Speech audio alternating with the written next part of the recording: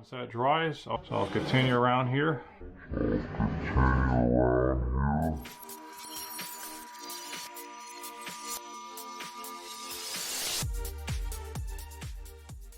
Okay, so today I'm going to be doing the inside corners here. I put the tape on yesterday. Today I'm going to mud the inside corners, and to get a nice square corner, you want to use a 6-inch knife and see how the edges are kind of straight and square. That way when you're against the wall, it kind of just holds it there. Get a good picture there. It holds it square, you don't dig into it.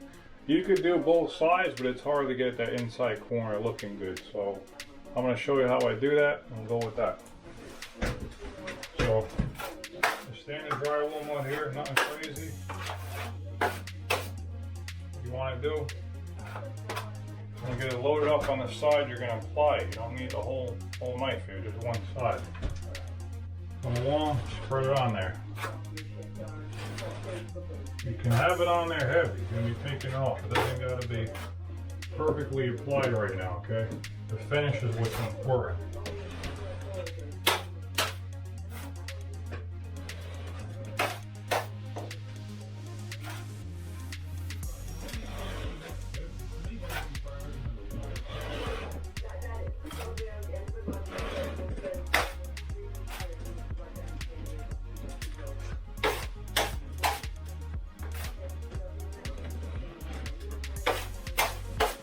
Once I got the mud on here, the whole inside corner is completely filled. I'll show you how we're going to handle it. So take the knife, make sure it's clean. You're going to want to lean on one edge of it, one finger here, okay? Just thinking about it. You just want to clean up that edge there. What we want to do. Want to tighten to the drywall on the edge.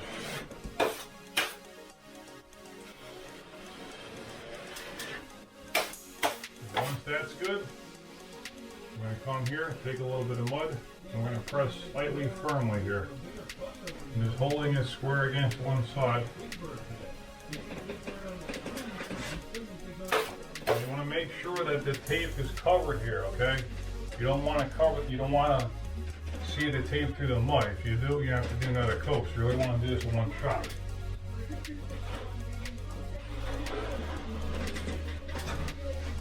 Over here, it's a little bit void here, so I'm going to fill that.